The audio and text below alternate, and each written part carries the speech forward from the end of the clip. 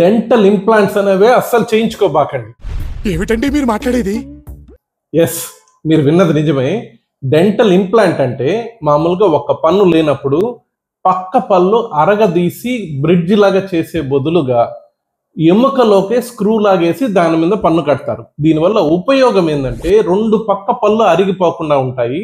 Life span, మీరు expected life expectancy అని చూసారనుకోండి, implants కి మామూలు బ్రిడ్జ్ కంటే bridge survival rate 5 to 10 years ఉంటే implant survival rate long term studies ప్రకారం 15 to 20 years ఖచ్చితంగా ఉంటాయంటున్నారు. పక్క పళ్ళు అరగదీసి కట్టిన బ్రిడ్జ్ లో ఏమవుతుందంటే ప్రాపర్ గా క్లీనింగ్ చేసుకోకపోతే ఆ పక్క పళ్ళు పుచ్చుతాయి, అవి ఊడిపోయి వాటిని తీసేసి ఇంకా పక్క పళ్ళని ఆధారం తీసుకొని ఇట్లా పళ్ళన్నీ నాశనం అయిపోతాయి. ఇంప్లాంట్ లో ఆ సమస్య రాదు. ఎక్కడ పళ్ళు లేదో అక్కడ మాత్రమే పన్ను వస్తుంది, పక్క పళ్ళని టచ్ చేయండి. మరి ఇంత మంచి టెక్నాలజీని నేను ఎందుకు వద్దంటున్నాను? నేను doctor Sridhar Reddy, implant specialist. 25 సంవత్సరాలుగా డెంటల్ ఇంప్లాంట్స్ చేస్తున్నాను. ఎందుకు వద్దంటున్నాను ఈ వీడియోలో చెప్తా. కొన్ని రీజన్స్ వల్ల డెంటల్ ఇంప్లాంట్స్ ని వేసుకో. ఒక 10 కారణాలు చెప్తా, తొందరగా చెప్తా, వెళ్ళిపోబాకండి. మొదటిది స్మోకింగ్ చేసే వాళ్ళకి దాదాపుగా మేము చేసే ప్రతి ట్రీట్మెంట్ ఫెయిల్ అయ్యే అవకాశం ఉంటుంది. డెంటల్ ఇంప్లాంట్ అంత ఖర్చు పెట్టి మీరు చేసుకున్నా కూడా ఫెయిల్ అయ్యే అవకాశం ఉంటుంది. సో స్మోకింగ్ ఉండే వాళ్ళకి డెంటల్ ఇంప్లాంట్స్ చేయడం చాలా చాలా ఛాలెంజ్. మీకు ఇంకా డబ్బు నష్టం అవుద్ది ఫెయిల్ అయితే కేసు, గుర్తుపెట్టుకోండి. రెండోది అన్కంట్రోల్డ్ డయాబెటీసే కాదు, మిగతా అదర్ మెడికల్ కండిషన్స్ అన్కంట్రోల్డ్ గా బీపీఓ, షుగర్ లాంటివి డెంటల్ ఇంప్లాంట్స్ వద్దు. అవన్నీ కంట్రోల్ చేసుకొని అండ్ లాంగ్ టర్మ్ లో మీరు కంట్రోల్లో పెట్టుకునేది మీ మైండ్ లో ఉండాలి. ఏదో షుగర్ 300, 400 ఉన్నా పర్వాలేదు అని తిరుగులాడుతున్నారు అనుకో, నేను చేసిన ఇంప్లాంట్ కొంతకాలానికి మళ్ళీ మీరు అన్కంట్రోల్ అయినప్పుడు ఫెయిల్ అయ్యే అవకాశం ఉంటుంది. సో మీ డయాబెటీస్, బీపీ లాంటివి ఎప్పుడు కంట్రోల్లో ఉంచుకోండి. చిగుర్ల వ్యాధి, చాలా మందిలో విపరీతమైన చిగుర్ల వ్యాధి ఉంటుంది.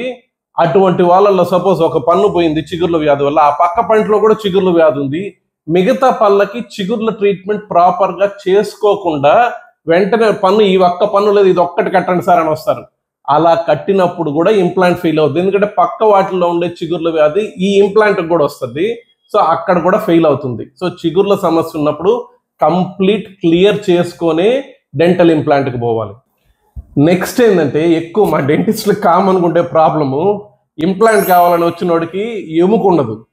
ఎముక బాగుండే వాళ్ళు ఇంప్లాంట్ వేసేదానికి డబ్బులు లేవంటారు.